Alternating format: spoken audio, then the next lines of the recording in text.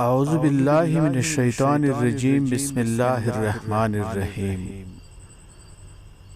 قیامت کے دن کے خوف اور دہشت کے بارے میں اللہ تعالیٰ ارشاد فرماتے ہیں،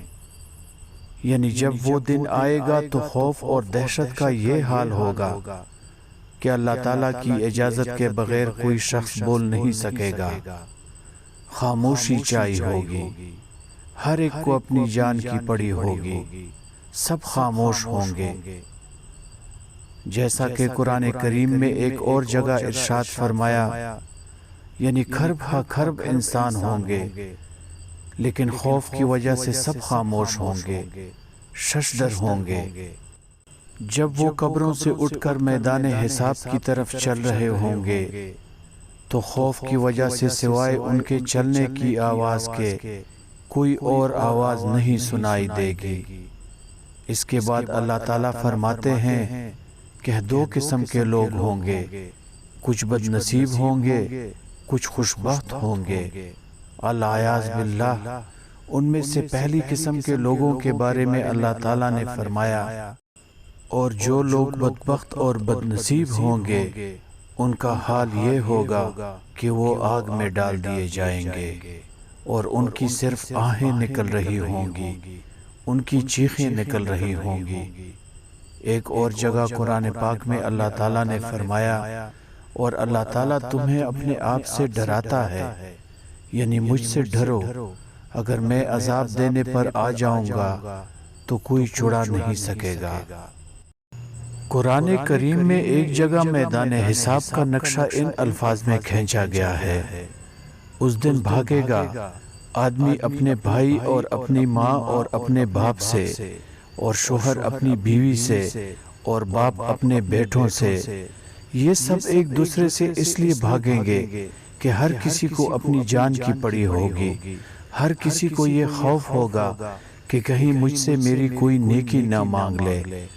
اس لیے نہ ماں کو اپنے بچے کی فکر ہوگی، نہ باپ کو اپنے بیٹی کی فکر ہوگی، نہ بیوی کو فکر ہوگی، نہ بیٹوں کو اپنے ماں باپ کی فکر ہوگی،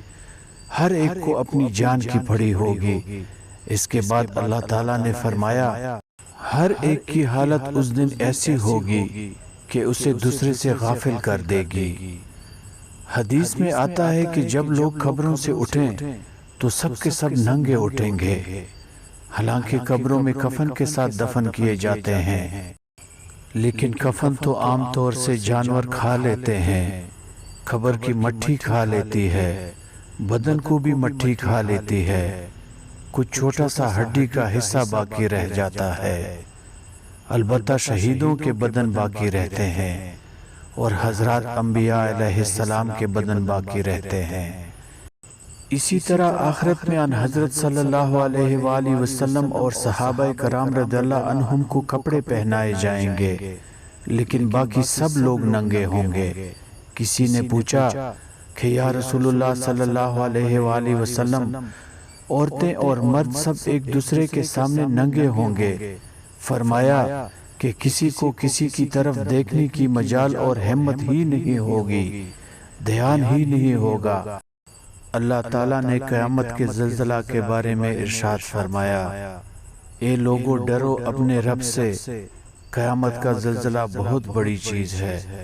قیامت کا زلزلہ ایسا خوفناک ہوگا کہ اس میں آسمانوں کے ٹکڑے اڑ جائیں گے، پہاڑ روئی کی گالوں کی طرح اڑیں گے، پوری کائنات درہم برہم ہو جائے گی،